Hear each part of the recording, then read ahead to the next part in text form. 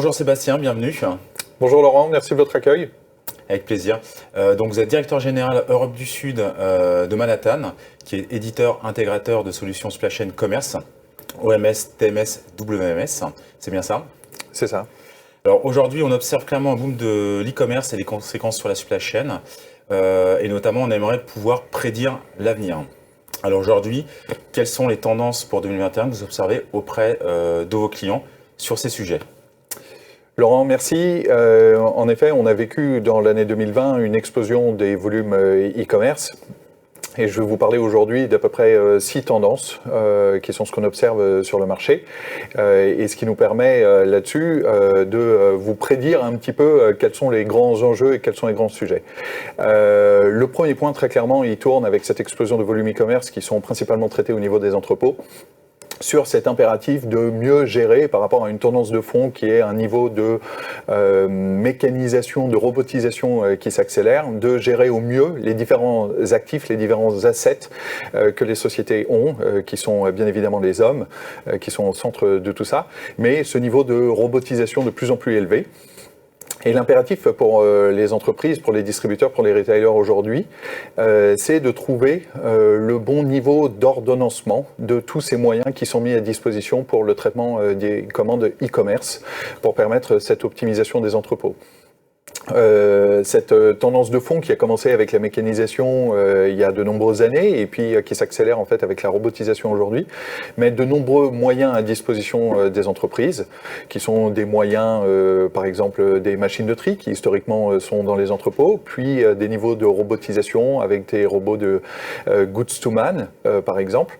Et tout le challenge en termes d'optimisation, d'ordonnancement, c'est de trouver le moyen de saturer tous ces équipements. On passe d'entrepôts de distribution à usine à colis. Et c'est faire ça tout en tenant compte des imprévus qui ne cessent de se produire.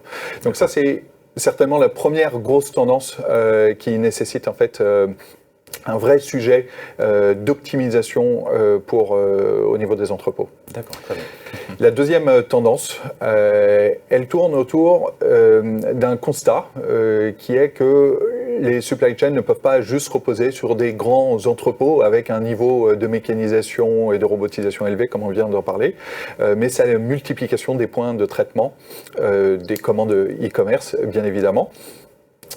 On parle énormément de micro-fulfillment, on parle de dark store. Tout ça répond à un impératif d'avoir la possibilité pour un distributeur, pour un retailer, de traiter des commandes e-commerce sur de plus nombreux points de sa supply chain et d'être en mesure, dans ce cadre-là, d'offrir une rapidité en fait dans la mise à disposition de cette commande pour le client final. Et ça nécessite en effet des nouveaux outils, puisqu'on vient multiplier en fait les points de traitement de commandes. On a besoin d'outils de visibilité de stock en temps réel. On a besoin de pouvoir les utiliser, ces points de traitement, donc faire cet arbitrage, ce compromis entre le souhait du client et les multiples points de traitement de commandes qui sont à disposition, tout en étant sûr de ne pas dégrader en fait sa marge, ses coûts d'exploitation sur la partie logistique et sur la partie transport. D'accord. Troisième tendance, elle va toucher aux services en magasin. Ce qui est sûr, c'est que pendant des années, tous les investissements, la majeure partie des investissements se sont faits sur des frontaux web, des sites web, pour s'assurer qu'on offrait une expérience client la plus efficace possible. Bien évidemment, le magasin n'est pas en reste dans ce cadre-là, et les clients qui rentrent dans des boutiques cherchent aujourd'hui un service extrêmement personnalisé, ce qui nécessite en fait de connecter le vendeur de façon à ce qu'il puisse reconnaître son client. Au travers de tous les canaux d'interaction qu'il a eu avec la marque, avec l'enseigne, pour pouvoir lui offrir des services très personnalisés.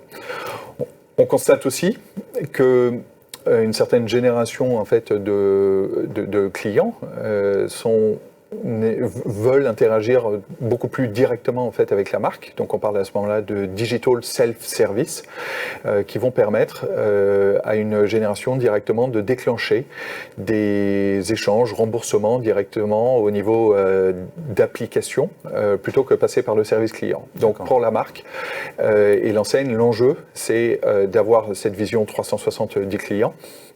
On pense qu'en 2021, chez Manhattan, on est persuadé que le focus va être un petit peu plus là-dessus pour s'assurer qu'avec un trafic en magasin qui est plutôt en berne, que l'expérience est complètement unique, assez exceptionnelle, de façon à pouvoir fidéliser encore plus le consommateur final. D'accord. La quatrième tendance, elle va toucher au retour. On a parlé d'explosion des volumes e-commerce. C'est évidemment l'impact négatif de cette explosion du e-commerce. Il y a un flux retour de plus en plus important que les enseignes, que les marques doivent chercher à rationaliser. Donc il y a plein de techniques pour rationaliser. Déjà, bien évidemment, multiplier en fait les points de retour possibles, pas forcément devoir renvoyer ça sur un entrepôt qui traite les retours, mais permettre un petit peu plus de souplesse aussi dans les scénarios de retour qui sont mis à disposition. On voit aussi apparaître des scénarios innovants qu'on appelle le C2C, Consumer to Consumer, qui sont plutôt utilisés aujourd'hui par des pure players. On pense que ça va être mis à disposition de certaines marques aussi, donc ça permet pour un consommateur A qui achète un produit sur le site web d'une enseigne, pour l'enseigne de proposer au consommateur B qui souhaite retourner en fait ce produit-là, de l'expédier directement au consommateur A, avec une baisse des frais de retour à la clé.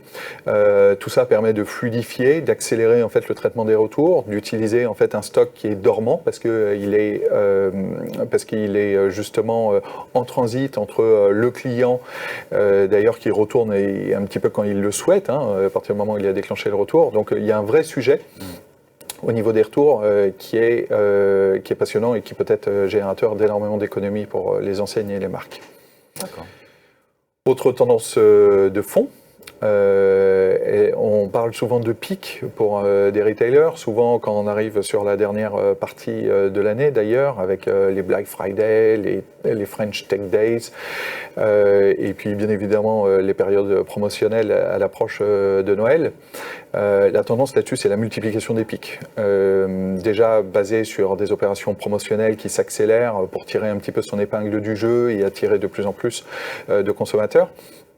Mais pas uniquement, c'est aussi des pics qui sont basés sur des situations sanitaires, des décisions gouvernementales qui font qu'à un moment, on est sur des pics imprévisibles. On a constaté chez certains de nos clients multiplication par 6, par 10, en fait des volumes e-commerce totalement inattendus, dus justement à des effets d'annonce ou à des reports de gestes de consommation.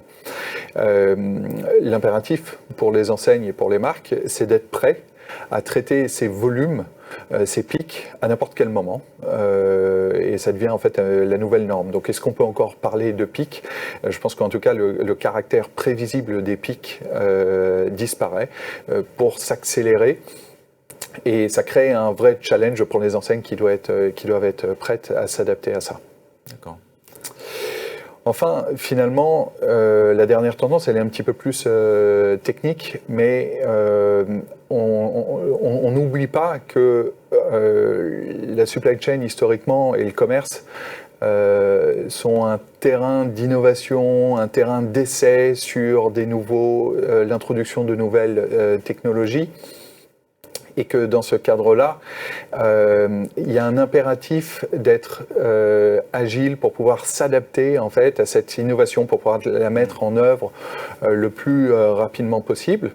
Il y a des technologies qui permettent ça. On parle de technologie cloud, on parle de technologie cloud native, c'est-à-dire l'utilisation de technologies qui permettent en fait de maintenir à jour les solutions en temps réel, sans interruption, de pouvoir gérer des pics. Ça devient un nouvel impératif d'avoir ce type de technologie, parce que ce qui apparaît comme un sujet fondamental en fait en 2021, c'est que l'innovation n'est plus optionnelle, mais est maintenant obligatoire pour pouvoir s'adapter et pour pouvoir survivre face à une concurrence de plus en plus féroce. Très bien, parfait.